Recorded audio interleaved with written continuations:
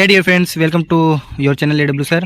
का टॉपिक हमारा आईएएस प्रारंभिक परीक्षा सिलेबस होगा, पर किस तरह से इसमें पेपर होंगे और जो है कि कौन सा टॉपिक हमें कवर करना होगा।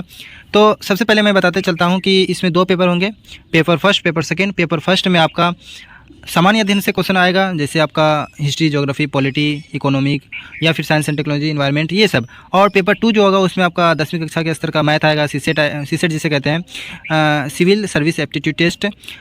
तो हम लोग देख लेते हैं, एक बार डिस्कस कर लेते हैं कि सामान्य अध्ययन पेपर फर्स्ट में जो आपका पूछा जाएगा, आपका सीसेट जो सेकंड पेपर है वो क्वालिफाई करना होगा, और ये फर्स्ट पेपर जो इसमें आपको मार्क्स उठाना होगा। लगभग तो 55% तो अटेम्प्ट करना ही होगा, मतलब सही बोल रहे हैं। तो शुरू करते हैं सामान्य अध्ययन पेपर फर्स्ट। तो इसमें जो टॉपिक आपका आएंगे, राष्ट्रीय और अंतर्राष्ट्रीय महत्व की समसामयिक घटनाएं। जो एग्जाम्पल है वो आपको मिल जाएंगे बहुत सारा। जैसे एग्जाम्पल के तौर पर मैं बता देता हूँ कि G20 सम्मेलन हो रहा है, उससे क्वेश्चन आ जाएगा। ये अंतर्राष्ट्रीय सम्मेलन, राष्ट्रीय महत्व का जैसे कि आपका कोई मंदिर विजिट करते हैं, जैसे सोमनाथ मंदिर हो गया, या फिर और कोई महत्व के स्मारक बने हो, तो उससे क्वेश्चन ज़्यादातर पूछ जाते हैं करेंट इवेंट्स में जो चल रहे होंगे। उसके बाद सेकेंड आपका आता है भारत का इतिहास और भारतीय राष्ट्रीय आंदोलन, इससे ज़्यादातर क्वेश्चन आते हैं। 17 से 20 क्वेश्चन इससे ही आ जाते हैं। दोस्तों, इसमें आपको पूरी तरीके से तो नहीं बताया गया है कि कौन सा टॉपिक से कहाँ से पूछा जाएगा, बट एंशिएंट, मेडिवल, मॉडर्न से क्वेश्चन पूछा जाता है।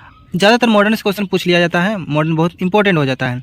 उसके बाद आर्ट एंड कल्चर भी पूछ लिया जाता है प्रीलिम्स में, तो इसको भी आपको ख्याल रखना होगा। उसके बाद आपका आता है भारत और विश्व भूगोल तथा प्राकृतिक, सामाजिक एवं आर्थिक भूगोल। तो दोस्तों, एग्जाम्पल के तौर पर अगर हम बताएं तो इसमें आपका फिजिकल ज्योग्राफी भी हल्का हल्का पूछ देता है, बट इसमें बताया नहीं। तो इंडियन ज्योग्राफी और वर्ल्ड ज्योग्राफी आपको देखना है, उसमें प्राकृतिक, सामाजिक और आर्थिक भूगोल किस तरह के है।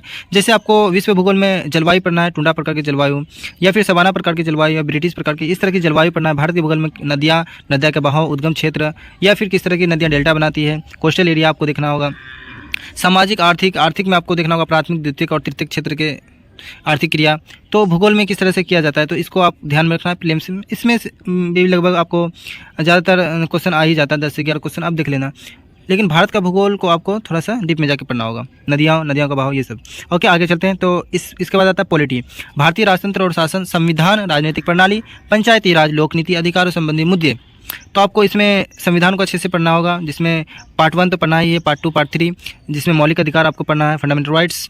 उसके बाद आपको भारतीय राजतंत्र में आप गवर्नेंस के और आपके जो है कि पंचायत राज जैसे और पॉलिटिकल सिस्टम से के सामान्य मुद्दे आपको देखना है। इससे ज़्यादातर क्वेश्चन आता है दोस्तों कि बहुत ही ज़्यादा जनरल नॉलेज टाइप क्वेश्चन जो आप अटेम्प्ट कर लेंगे। इससे लगभग आपको 20 से 22 क्वेश्चन, 25 क्वेश्चन मिल जाएंगे। बहुत इंपॉर्टेंट होता है ये। आर्थिक, अर्थव्यवस्था यानी कि इकोनॉमिक, आर्थिक और सामाजिक विकास, सतत विकास, गरीबी।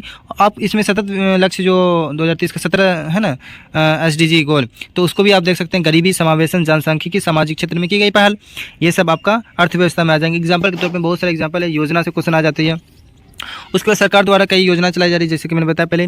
और फिर आपका अर्थव्यवस्था में इन्फ्लेशन, या फिर आप बैंकिंग, इस सब से क्वेश्चन आते हैं। पर्यावरण, पारिस्थितिकी, ये इन्वायरमेंट से आ जाता है। और जैव विविधता और मौसम परिवर्तन संबंधी सामान्य मुद्दे, जिनके लिए विशेष विषय विशेषज्ञता की आवश्यकता नहीं है, सिंपल बता रहे हैं। इसे आप 12th क्लास की जो बायोलॉजी की किताब आती है, बुक आती है NCERT की, उसके चैप्टर 4 लास्ट के चैप्टर पढ़ लेना है, वो सफिशिएंट होता है बेसिक के लिए। और ये ज़्यादातर निर्भर आपको करेंट में निर्भर रहना होगा। करेंट से इससे ज़्यादा क्वेश्चन होता है, करेंट से ज़्यादा यहाँ पर नहीं दिखाया गया है। आप साइंस एंड टेक्नोलॉजी भी करेंट से कवर कर सकते हैं, तो science and technology very important होता है। पर्यावरण, पारिस्थितिकी, करेंट से आप पिछले 1.5 साल के करेंट से, मई 28 को एग्जाम है ना दोस्तों, तो आप मई 28 से लेके अप्रैल तक का करेंट को कवर कर लें। उसके बाद आता है सीसेट, सामान्य अध्ययन पेपर सेकंड, जैसे कि सीसेट के बारे में हमने बताया, सिविल सर्विस एप्टीट्यूड टेस्ट। इसमें बोधगम्यता, कंप्रहेंशन आता है, लगभग 28 से 30 कंप्रहेंशन आ जाता है, जो कि आपके क्वालिफाई होने का चांस को बहुत ज़्यादा बढ़ा देता है। तो इस पर आपको ध्यान देना होगा। संचार कौशल सहित अंतर व्यक्तित्व कौशिक यानी interpersonal skills including communication skill. Okay दोस्तों, तो इसको आपको देखना होगा। तार्किक कौशल एवं विश्लेषणात्मक क्षमता, logical skills and analytical ability. और इसके बाद इसमें एक और टॉपिक आता है, जैसे निर्णय लेना और समस्या समाधान करना, decision making and problem solving. जो आपको अधिकारी बनाया जाएगा तो अंततः यही काम आपके होंगे, निर्णय लेना और समस्याओं का समाधान करना।